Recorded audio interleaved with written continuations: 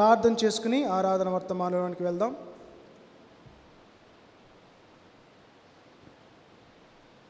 మహాపరిశుద్ధుడైన తండ్రి, మహాప్రేమ కలిగిన దేవ, మీకే స్తుతులు, మీకే స్తోత్రాలు తండ్రి. ఈరోజు ఆదివారము పరిశుద్ధ దినముగా చేరి పరిశుద్ధ దినంలో మేమందరం కలిసి ఇప్పటి వరకు పాటల ద్వారా మీ నామాన్ని ఆరాధించటానికి దేవా, ధీరులమైన మాకు మీరు అనుగ్రహించినటువంటి శ్రేష్టమైన సమయాన్ని బట్టి మీకే స్తుతులు, మీకే స్తోత్రాలు ప్రభువా. మా స్తుతుల మీద మీరు ఆసీనులై ఉన్నారని మేము విశ్వసిస్తూ ఉన్నాం ప్రభువా. ఈ సమయంలో తండ్రి, మీరు ఏమై ఉన్న దేవుడో, మీ యొక్క గుణలక్షణాలు ఎంత గొప్పవో మీ గురించి వాక్యముల నుండి ధ్యానించి తండ్రి అయా, మీ యొక్క ఔన్నత్యాన్ని బట్టి మనస్ఫూర్తిగా ఆత్మతోనూ సత్యముతోనూ ఆరాధించినట్లు గాను ఆరాధన అంశాలనియు ఆరాధన వర్తమానం ద్వారా మీరు మాకు బోధించమని ప్రార్థిస్తూ ఉన్నాం ప్రభువా. వట్టివాడను మట్టివాడనైన నన్ను మీ యొక్క సిలువ చాటును మరుగు చేసి దేవా, మీ యొక్క బలమైన విలువైన వాక్య సందేశాన్ని మా అందరికీ అర్థమయ్యే విధంగా మీరే బోధించుమని మీ ఆత్మ సహాయము కోరుకుంటూ యేసయ్య శ్రేష్టమైన నామమున ప్రార్థించి అడిగి వేడుకుంటున్నాం పరమ తండ్రి, ఆమేన్.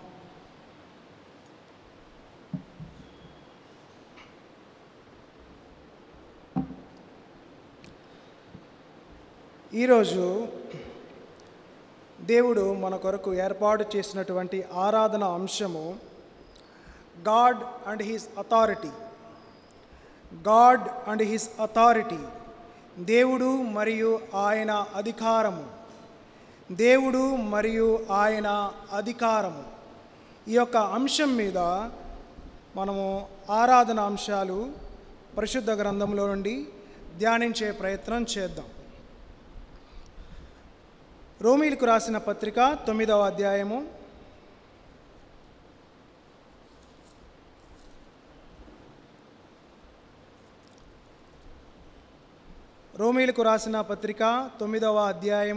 5వ వచనాన్ని అందరం కలిసి చదువుకుందాం.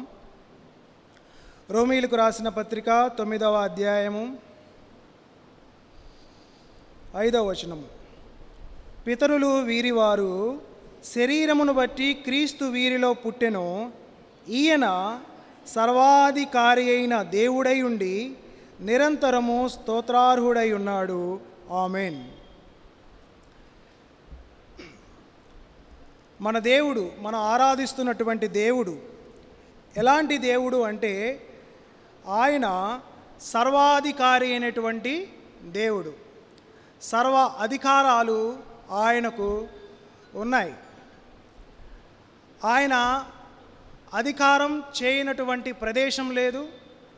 ఆయన అధికారం క్రింద ఉన్నటువంటి మానవుడు లేడు.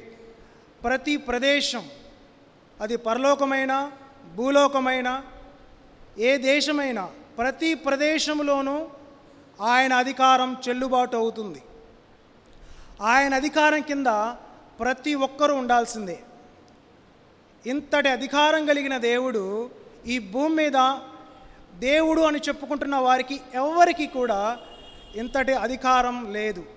అందుకే ఆయన గురించి వాక్యంలో రాయబడి ఉన్నది, ఆయన సర్వాధికారి అయినటువంటి దేవుడు. సర్వ అధికారాలు ఆయనకి ఉంటాయి. ఆయన అందరికీ పైగా అధికారి, ప్రతి మానవునికి పైగా అధికారి, ప్రతి రాజుకు పైగా అధికారి, ప్రతి మంత్రికి పైగా అధికారి. ఆయన పైన ఏ అధికారులు లేరు. అధికారులు లేనటువంటి అధికారి. ఆయన మీద ఏ అధికారి కూడా ప్రభుత్వం చేయలేడు. ఆయనే ప్రతి వ్యక్తి మీద ప్రభుత్వం చేయగలిగిన సామర్థ్యం కలిగిన దేవుడు. అంతటి గొప్ప అధికారి అయినటువంటి దేవుణ్ణి మనం ఎంతైనా ఆరాధించబద్ధులమై ఉన్నాం. ఆయన యొక్క సర్వాధికారాన్ని బట్టి నిరంతరము ఆయన స్తోత్రార్హుడై ఉన్నాడు అని వాక్యంలో మనం చదువుకుంటున్నాం. ఆయన అధికారాన్ని బట్టి మనం ఎంత కాలము ఆయనను ఆరాధించవచ్చు అంటే, నిరంతరము ఆరాధించదగ్గ వ్యక్తి ఎవరైనా ఉన్నారంటే మన దేవుడే. ఆయన అధికారాన్ని బట్టి నిరంతరము, కేవలము 30 నిమిషాలు ఆదివారం మాత్రమే కాదు, నిరంతరము ఆయనకున్నటువంటి సర్వాధికారాన్ని బట్టి మనం ఆరాధన చేయబద్ధులమై ఉన్నాం. ఆయనకి ఎక్కడెక్కడ అధికారాలు ఉన్నాయని వాక్యం చెప్తుందంటే మత్తయి సువార్త 28వ అధ్యాయము 8వ వచనము.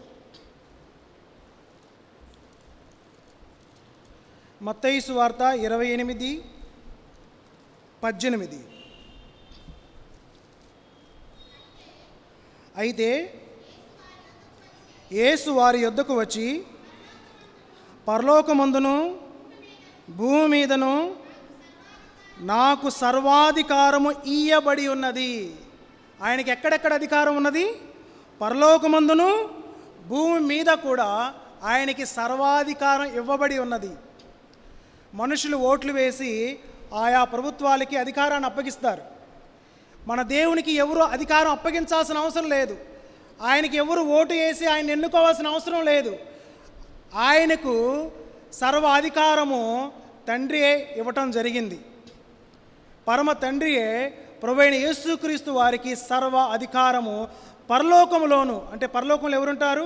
పరిశుద్ధులు ఉంటారు, దేవదూతలు ఉంటారు. ఆ పరిశుద్ధుల మీదను దేవదూతల మీదను అధికారం చేయగలిగిన సామర్థ్యం మన ప్రభువైన యేసుక్రీస్తు వారికి మాత్రమే ఉన్నది. ఈ భూమి మీద ఎవరున్నారు? విశ్వాసులు ఉన్నారు, అవిశ్వాసులు ఉన్నారు, నీతిమంతులు ఉన్నారు, అనీతిమంతులు ఉన్నారు. ప్రతి ఒక్కరి మీద అధికారం చేయగలిగినటువంటి సామర్థ్యం ఆయనకి మాత్రమే ఉన్నది. అధికారం మనుషులు ఓట్లు వేసి ఇస్తేనే కాదు, ఆయన స్వచ్ఛందంగా మన మీద అధికారం చేయగలిగిన సామర్థ్యం కలిగిన దేవుడు.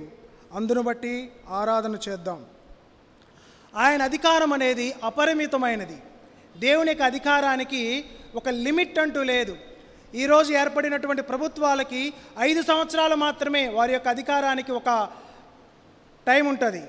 కానీ మన దేవుని యొక్క అధికారానికి ఒక టైం అంటూ లేదు. ఆయన ఆది నుండి అంతం వరకు యుగ యుగాలు కూడా అధికారం చేయగలిగిన సామర్థ్యం కలిగిన దేవుడు. మనుషులు ప్రభుత్వాలను చూసి ఈ యొక్క ప్రభుత్వం 10 సంవత్సరాలు ఏలుబడి చేసింది, ఇంకో 10 సంవత్సరాలు ఏలుబడి చేయగలిగిన సామర్థ్యం ఉన్నదో లేదో, సరైన వారసులు ఈ ప్రభుత్వానికి ఉన్నారో లేదో అని అంచనాలు వేస్తూ ఉంటారు మనుషులు. కానీ మన దేవుని విషయంలో అలాంటి అవసరం లేదు. ఆయన ఆది నుండి అంతం వరకు మరియు యుగ యుగాలు అధికారం చేయగలిగిన సామర్థ్యం కలిగిన దేవుడు. ఆయన అధికారం అనేది న్యాయపరమైనది. ఆయన అధికారంలో అన్యాయం అంటూ ఉండదు. ఆయన ఎన్నడూ కూడా తన అధికారాన్ని దుర్వినియోగం చేసే దేవుడు కాదు. ఈ భూమి మీద మనుషులైన మనకున్న అధికారాన్ని, కుటుంబానికి ఒక యజమాని ఉంటాడు, ఒక ఆఫీస్కి ఒక యజమాని ఉంటాడు, ఒక స్టేట్కి ఒక ముఖ్యమంత్రి ఉంటాడు. వీరందరూ తమ శాఖల్లో, తమ డిపార్ట్మెంట్స్లో తమకున్న అధికారాన్ని దుర్వినియోగం చేస్తూ ఉంటారు. 5 సంవత్సరాల పాటు దుర్వినియోగం చేయటమే, లేక సర్వీస్లో ఉన్నంతకాలం దుర్వినియోగం చేయటమే మనుషుల యొక్క పని. కానీ మన దేవుడు తన అధికారాన్ని ఎన్నడూ కూడా దుర్వినియోగం చేసే దేవుడు కాదు, సద్వినియోగం చేసే దేవుడు. దేవునికి ఎందుకు ఇంత అధికారం? ఎందుకు మన మీద ఇంత అధికారం చేయాలని ఆయన కోరుకుంటున్నాడు అంటే దానికి ఆన్సర్ ఏమిటంటే, దేవుని యొక్క అధికారం మన క్షేమం కోసమే. మన మేలు కోరి, మన క్షేమం కోరి, మన మంచి కోరి మన మీద ఆయన అధికారం చేస్తూ ఉన్నాడు. ఒకవేళ ఆయన అధికారం కింద మనం లేకుండా ఆయన అధికారం నుండి బయటకు వచ్చినట్లయితే నీకు క్షేమం కాదు. ఆయన అధికారం కింద ఎంత కాలం ఉంటే అంత క్షేమం. ఆయన అధికారం కింద ఉన్నవారికి భద్రత ఉంటుంది. అందుకే ఆయన అధికారం చేయటానికి ఇష్టపడతా ఉన్నాడు. ఇంకా మన దేవుడు వేటి మీద అధికారం కలిగిన ఉన్నాడో వాక్యానుసారంగా ధ్యానించే ప్రయత్నం చేద్దాం. చూడండి, మత్తయి సువార్త 8వ అధ్యాయము 26, 27 వచనాల్లో మనందరికీ తెలిసిన ఒక సిచ్యువేషన్ ఉంటుంది అక్కడ. మత్తయి సువార్త 8వ అధ్యాయము 26, 27 వచనాలు. అల్ప విశ్వాసులారా, లేచి గాలిని సముద్రమును గద్దింపగా మిక్కిలి నిమ్మలమాయెను. దీన్ని బట్టి మనం అర్థం చేసుకోవాల్సిన విషయం ఏమిటంటే, మన దేవునికి సృష్టి మీద అధికారం ఉన్నది. సృష్టిలో ఉన్నటువంటి ప్రతిదీ ఆయన అధికారంకి లోబడాల్సిందే. అది గాలైనా, సముద్రమైనా, ఆకాశమైనా, భూమైనా ఆయన అధికారానికి లోబడాల్సిందే. ఆయన గాలిని సముద్రాన్ని ఏం చేశాడు? గద్దించాడు. గద్దించేది ఎవరమ్మా? అధికారులు గద్దిస్తారు. అధికారం ఉంటేనే గద్దింపు అనేది వస్తుంది. ఆయన గాలిని సముద్రాన్ని రిక్వెస్ట్ చేయలా, please please please control control అనలేదు. గద్దించాడు, కమాండ్ చేశాడు. ఆయనకి ఎంతటి పవర్ ఉన్నదంటే, ఆయనకి ఈ సృష్టి 6 రోజుల్లో ఆయన చేశాడు కదా, 6 రోజుల్లో ఆయన చేసిన సృష్టి అంతటి మీద ఆయనకు అధికారం ఉన్నది. గవర్నింగ్ పవర్ అంటారు, అథారిటీ అంటారు. ఆయనకంత శక్తి, సృష్టిని కంట్రోల్ చేయగలిగిన శక్తి, తన అధికారంలో సృష్టిని ఉంచుకోగలిగిన శక్తి మన దేవునికి మాత్రమే ఉన్నది. సృష్టి మీద అధికారం చేసేటువంటి దేవుడు. గాలైనా సముద్రమైనా, మన కంటికి కనిపించినటువంటి ప్రతి విధమైన వాయువైనా, మన సైన్స్లో చదువుకుంటాం ఎన్నో వాయువుల గురించి, హైడ్రోజన్ అని, కార్బన్ డైఆక్సైడ్ అని, ఆక్సిజన్ అని, ఎన్నో వాయువుల గురించి మనం చదువుకుంటాం. ఆ వాయువుల్ని మనం చూడలేదు, కానీ మనం చూడలేనటువంటి వాయువులను కూడా తన అధికారంతో కంట్రోల్ చేయగలిగిన దేవుడు మన దేవుడు. సైన్స్ కూడా ఆయన అధికారం కిందే ఉన్నది. అంతటి అధికారం కలిగిన దేవుణ్ణి ఆరాధన చేద్దాం. తర్వాత నెక్స్ట్, దెయ్యముల మీద అధికారం కలిగిన దేవుడు. మార్కు సువార్త 1వ అధ్యాయము, మార్కు సువార్త 1వ అధ్యాయము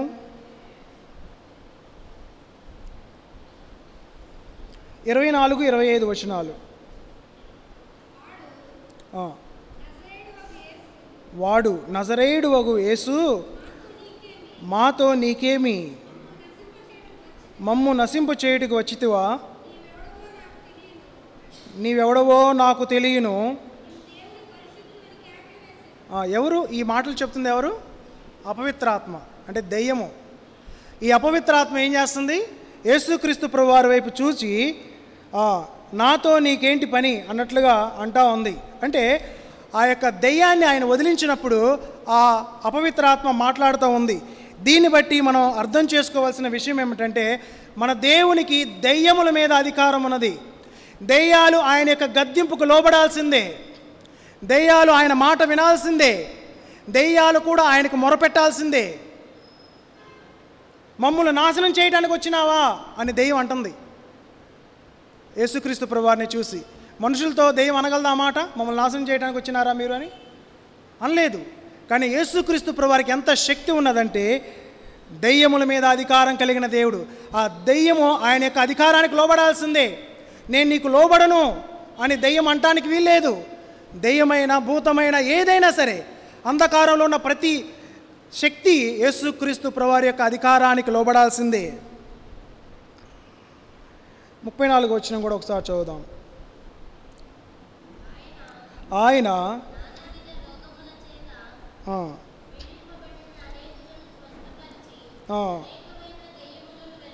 అనేకమైన దెయ్యములను వెళ్ళగొట్టెను. అనేకమైన దెయ్యాలకి ఆయన ఆజ్ఞాపించినప్పుడు ఆ దెయ్యాలను ఏమైపోయినాయి?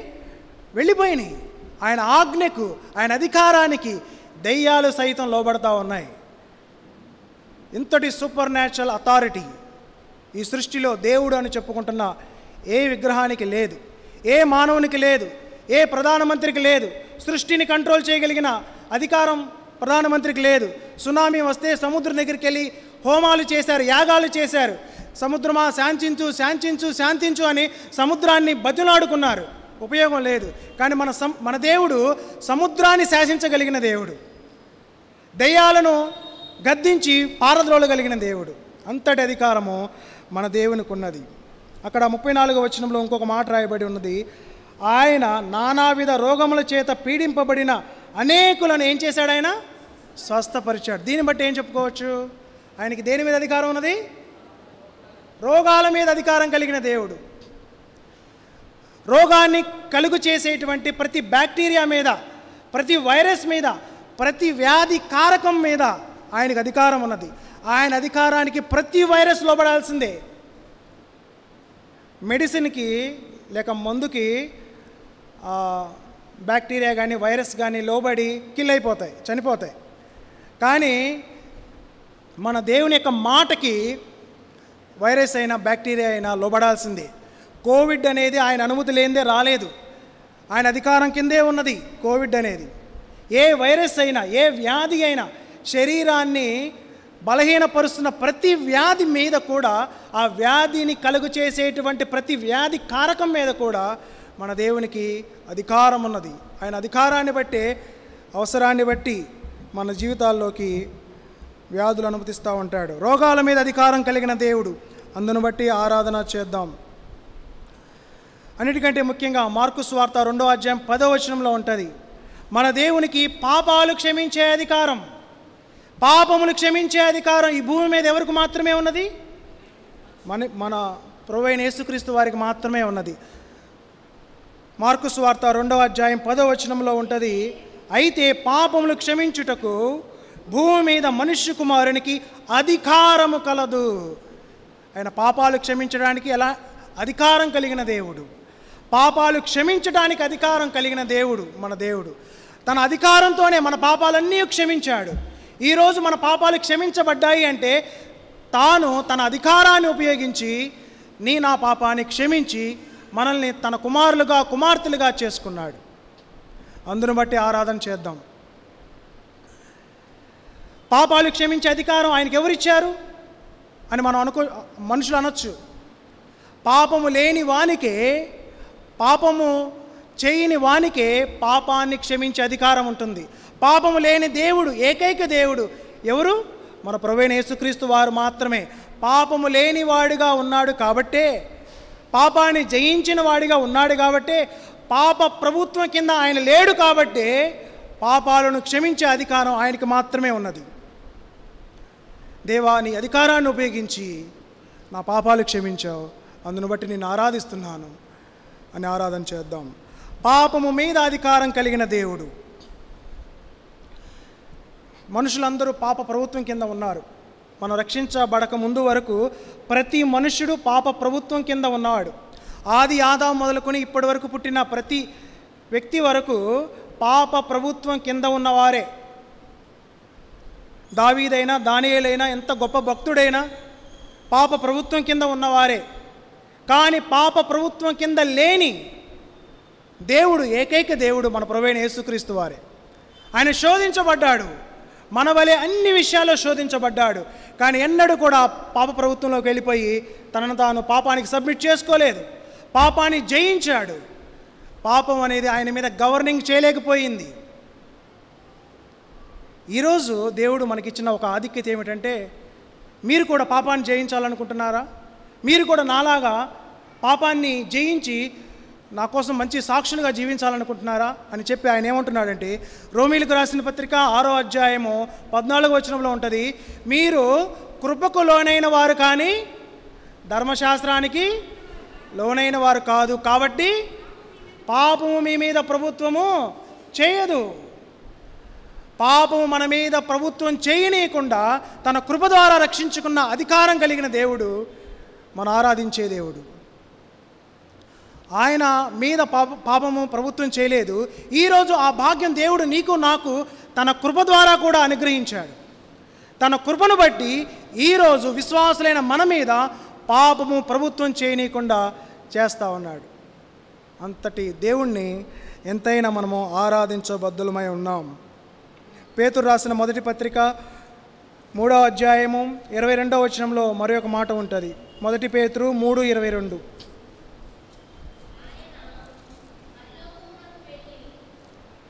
పరలోకమునకు వెళ్ళి దూతల మీదను, అధికారుల మీదను, శక్తుల మీదను అధికారం పొందిన వాడై దేవుని కుడి పార్శ్వమున ఉన్నాడు. ఇక్కడ రాయబడిన మాటలు అద్భుతమైన విషయాలు ఉన్నాయి.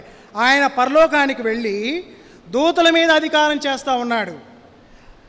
పరలోకంలో ఉన్నటువంటి అధికారుల మీద అధికారిగా ఆయన ఉన్నాడు. ప్రతి శక్తి మీద ఆయనకు అధికారం ఇవ్వబడి ఉన్నది. దేవదూతల మీద అధికారం కలిగిన దేవుడు. దేవదూతలు ఆయన అధికారానికి లోబడాల్సిందే. మనుషులైన మనము ఆయన అధికారానికి ఎంతవరకు లోబడుతున్నామో లేదో మన మనసాక్షికే తెలియాలి. కానీ దేవదూతలైతే ఈవెన్ కంటికి కనిపించినటువంటి ప్రతి అంధకార సంబంధమైన శక్తి కూడా ఆయన అధికారానికి ఇమ్మీడియట్గా వాలంటరీగా లోబడతా ఉన్నది. కానీ మనమే దేవుని యొక్క అధికారానికి లోబడటానికి ఆలోచిస్తూ ఉంటాం, సంకోచిస్తూ ఉంటాం. దేవుని యొక్క అధికారం కిందకు వెళ్దామా లేక మనుషుల యొక్క అధికారం కిందకు వెళ్ళిపోదామని తర్జన వర్జన పడతా ఉంటాం. కానీ బైబిల్ చెప్తా ఉంది, దేవదూతలు కూడా, పరలోకంలో ఉన్నటువంటి అధికారులు కూడా, ప్రతి విధమైన శక్తి కూడా ఆయన అధికారానికి లోబడతా ఉన్నది. ఇంకొక గొప్ప సంగతి యోహాను సువార్త 10:18 ఉంటుంది. యోహాను సువార్త 10:18. ఎవడును నా ప్రాణము తీసుకొనుడు, నా అంతటి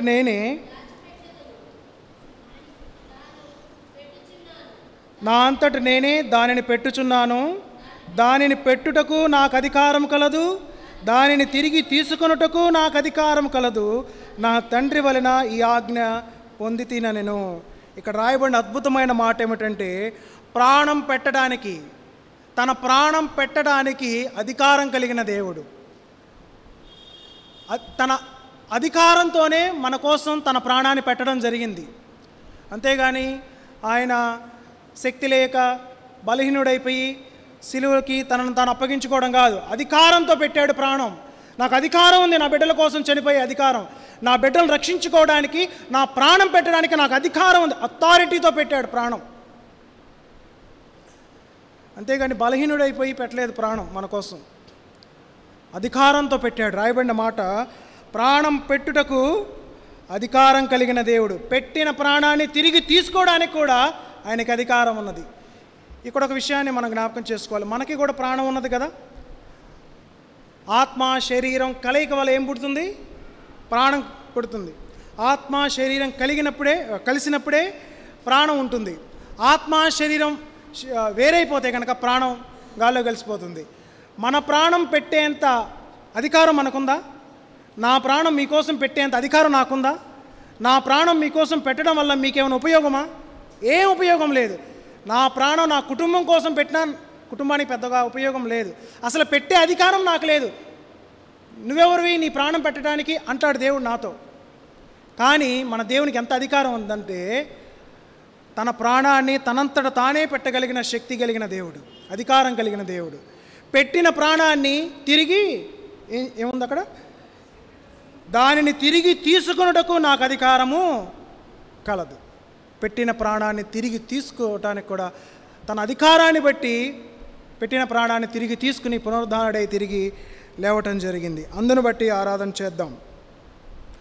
యోహాను సువార్త 5వ అధ్యాయము 23వ వచనంలో ఉంటుంది, తీర్పు తీర్చుటకు మన ప్రభువైన యేసుక్రీస్తు వారికి అధికారం ఉన్నది. తీర్పు తీర్చుటకు ఆయనకు అధికారం ఉన్నది.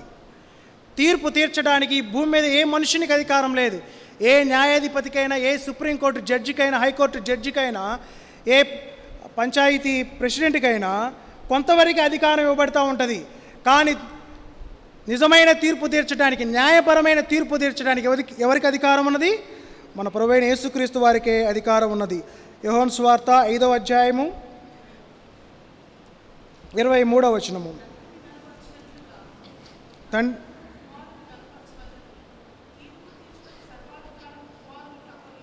తీర్పు తీర్చుటకు సర్వాధికారము కుమారునికి అప్పగించి ఉన్నాడు. తీర్పు తీర్చడానికి ప్రపంచానికి ఒక రోజున సర్వాధికారిగా ఆయన తీర్పు తీర్చబోతూ ఉన్నాడు. ప్రతి ఒక్కరికి ఆయన తీర్పు తీర్చబోతూ ఉన్నాడు. అంతటి అధికారము, తీర్పు తీర్చేంత అధికారము ఆయనకు మాత్రమే ఉన్నది.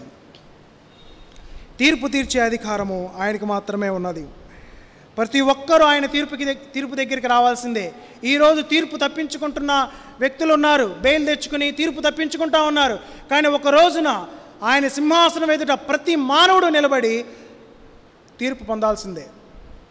తీర్పు తీర్చేంత అధికారము, న్యాయపరమైన తీర్పు తీర్చేంత అధికారము, సత్యవంతంగా జ్ఞానయుక్తంగా ఏ లా పుస్తకాలు తిరిగాడు ఆయన తీర్పు తీర్చేటప్పుడు సమస్తం ఆయన ఎరిగిన వాడే.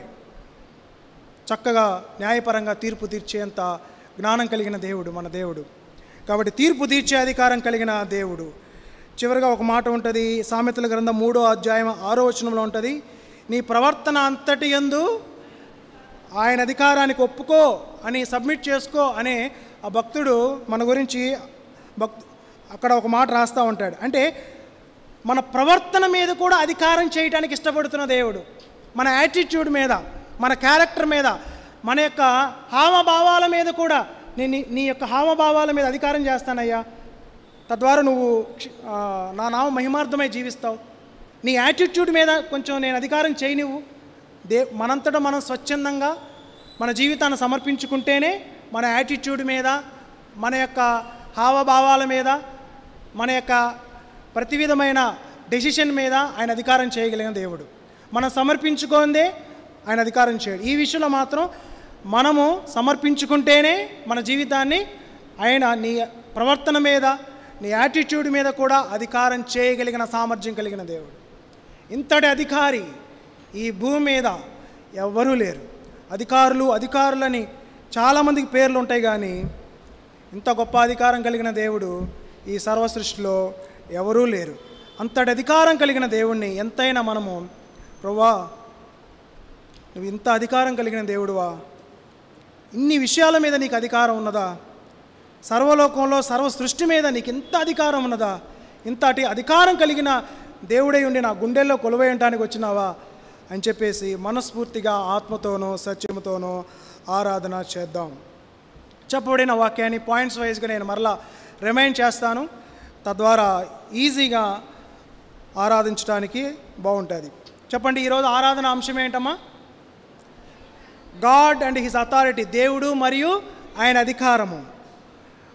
మూలవాక్యం ఏం చదువుకున్నాం? రోమా 9లో ఏమున్నది? ఆయన సర్వాధికారి అయిన దేవుడు. కొంతమంది అంటారు, యెహోవా సాక్షులు లాంటి వారు, యేసుక్రీస్తు దేవుడు అని బైబిల్ ఎక్కడ చెప్పుకున్నాడండి? వాక్యం ఇందాక చదువుకున్నాం చూడండి, 9వ అధ్యాయం 5వ వచనం చదవండి. ఆయన అంటే ఎవరైనా? తండ్రి కూడా కాదు అక్కడ. ఆయన అంటే ఎవరు? యేసుక్రీస్తు ప్రభువారు. ఆయన సర్వాధికారి అయిన దేవుడు. అది చూపించండి యెహోవా సాక్షులు వస్తే. నేను చూపించాను. యెహోవా సాక్షులు ఇప్పటి వరకు ఆ విషయం అక్కడ ఉన్నదన్న సంగతి గుర్తించలేదేమో. కాబట్టి సర్వాధికారి అయిన దేవుడు. ఇంకా ఎక్కడెక్కడ ఆయన అధికారం ఉంది? పరలోకములోను భూమి మీదను అధికారం చేయగలిగిన సామర్థ్యం కలిగిన దేవుడు. అదేవిధంగా సృష్టి మీద అధికారం కలిగిన దేవుడు, అందును బట్టి ఆరాధన చేద్దాం. దెయ్యముల మీద అధికారం కలిగిన దేవుడు, అందును బట్టి ఆరాధన చేద్దాం. రోగముల మీద అధికారం కలిగిన దేవుడు, అందును బట్టి ఆరాధిద్దాం. పాపాలు క్షమించే అధికారం కలిగిన దేవుడు, పాపము మీద అధికారం కలిగిన దేవుడు, అందును బట్టి ఆరాధన చేద్దాం. దూతల మీద, పరలోకములో ఉన్న అధికారుల మీద అధికారం చేయగలిగిన సామర్థ్యం కలిగిన దేవుడు, అందును బట్టి ఆరాధన చేద్దాం. ప్రాణం పెట్టడానికి అధికారం కలిగిన దేవుడు, పెట్టిన ప్రాణాన్ని తిరిగి తీసుకోవడానికి కూడా అధికారం కలిగిన దేవుడు, తీర్పు తీర్చడానికి అధికారం కలిగిన దేవుడు, మన యాటిట్యూడ్ మీద కూడా అధికారం చేయగలిగిన సామర్థ్యం కలిగిన దేవుడు. వీటన్నిటిని బట్టి వ్యక్తిగతంగా చెప్పబడిన వాక్యాన్ని అన్వయించుకుంటూ ఆత్మతోనూ సత్యముతోనూ ఆరాధన చేద్దాం. తలలు వంచుదాం, మోకరించుదాం, ఆరాధిద్దాం.